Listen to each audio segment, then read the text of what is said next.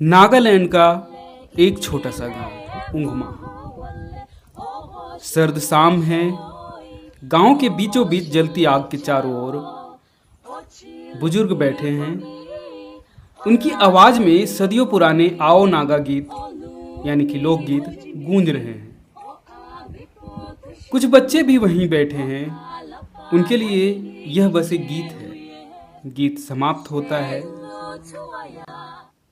एक बुजुर्ग बच्चों की ओर देखते हुए कहते हैं, याद रखना, जिस दिन ये गीत हमारे साथ चले जाएंगे उस दिन हमारी पहचान भी चली जाएगी। याद रखना, जिस दिन ये गीत चले गए हमारी पहचान भी चली जाएगी।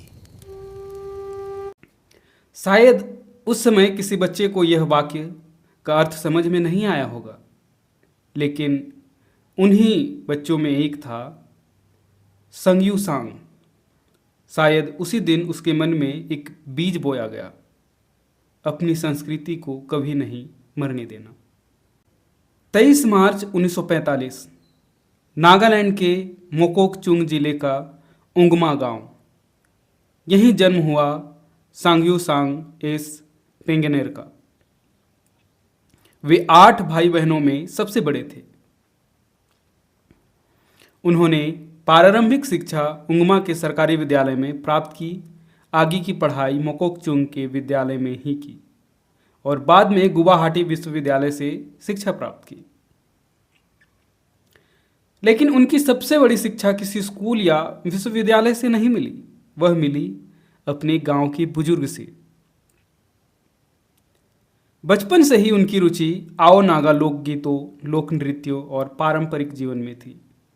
वे अपने दादा और अपने गांव के बुजुर्गों के साथ समय बिताते, उनसे गीत सीखते, नृत्य सीखते, परंपराएं सीखते। बाद में स्वयं सांग्यू सांग ने भी कहा कि उन्होंने अपने दादा और गांव के बुजुर्गों से पारंपरिक लोकगीत और नृत्य सीखे।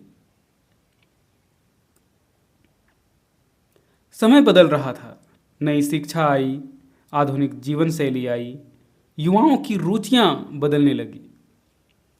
सांग्यू सांग ने देखा कि कई पारंपरिक गीत अब कम सुनाई देने लगे हैं।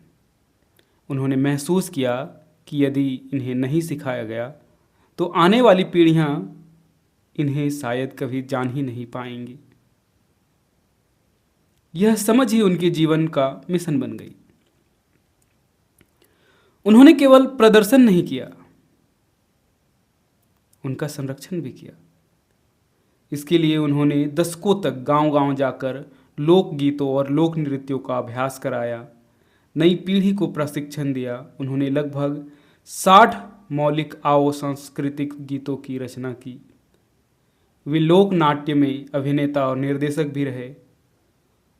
उनका उद्देश्य केवल मंच पर प्रस्तुति देना नहीं था, वे चाहते थे कि संस्कृति लोगों के जीवन में रहे और जीवित रहे। साल 1982 में उन्होंने नागा वादिर क्लब की सह स्थापना की। यह संस्था नागा सांस्कृतिक विरासत के संरक्षण के लिए बनाई गई थी। आज भी वे इसके महासचिव के रूप में जुड़े हुए हैं। इस संस्था ने पारंपरिक संगीत, नृत्य और सांस्कृतिक प्रशिक्षण को व्यवस्थित रूप से आगे बढ़ाने में महत्वपूर्ण भूमिका निभाई। सांग्यू सांग को लोग केवल कलाकार नहीं, गुरु पोंगेनर भी कहते हैं।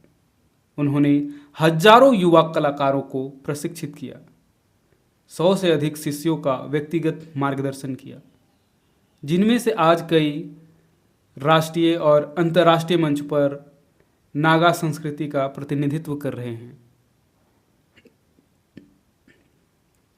उनके कार्य को समय समय पर कई सम्मान मिले, जैसे 2002 में संगीत नाटक अकादमी पुरस्कार, 2014 में गुरु की उपाधि, 2017 में नागालैंड सरकार का गवर्नर्स अवार्ड और 2026 में भारत सरकार ने उन्हें पद्मश्री से सम्मानित किया।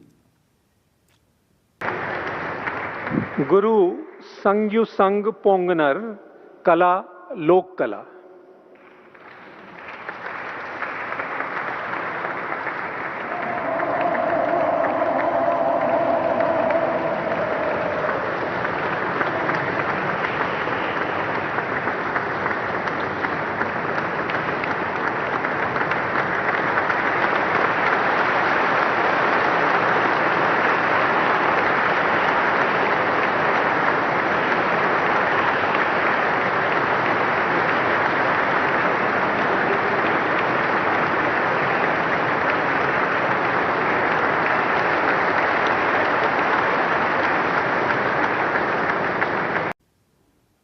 सम्मान मिलने के बाद सांग्यू सांग ने युवाओं से एक विशेष अपील की। उन्होंने कहा कि बदलते समय के साथ बदलाव स्वाभाविक है, लेकिन अपने लोकगीत, लोक नृत्य, मूल्य और परंपराओं को पूरी ईमानदारी से बचाना चाहिए। उन्होंने यह भी कहा कि उनका दरवाज़ा हर उस युवा के लिए खुला है जो अपनी संस्कृति सीखना चाहता है। सांग्यू सांग एस पोंगेनार की कहानी केवल एक व्यक्ति की जीवनी नहीं है, यह भारत के हर आदिवासी समुदाय की कहानी है। आज भी सैकड़ों भाषाएं संकट में हैं, हजारों लोकगीत केवल बुजुर्गों की यादों में बचे हैं। अगर अगली पीढ़ी उन्हें नहीं सीखेगी तो वे हमेशा के लिए खो सकते हैं। जब हम किसी संस्कृति की बात करते हैं तो केवल कपड़ों या त्योहारों की बात नहीं करते, हम बात करते हैं गीतों की, भाषा की, लोक कथाओं की, स्मृतियों की। और इन्हीं स्मृतियों को बचाने में सांग्यू सांग एस पोंगेनार ने अपने जीवन के 6 दशक लगा दिए। शायद इसलिए उन्हें मिला पद्मश्री केवल एक पुरस्कार नहीं है, यह उस विचार का सम्मान है कि किसी भी समुदाय की सबसे बड़ी ताकत उनकी संस्कृति होती है। और शायद उस काल्पनिक बुजुर्ग की बात आज भी उतनी ही सच लगती है।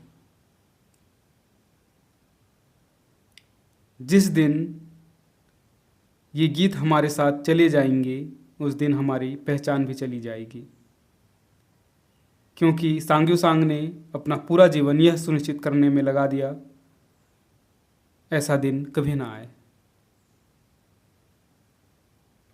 आज के लिए बस इतना ही। धन्यवाद। जय हिंद।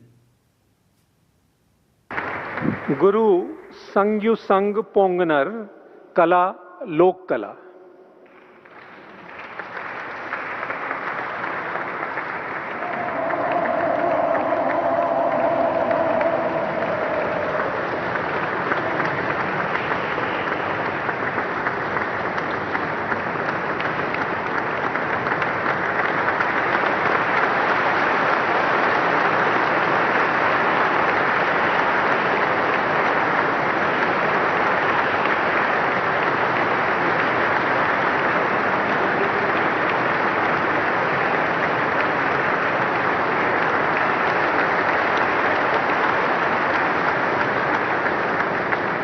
श्री गद्दे बाबू राजेंद्र प्रसाद।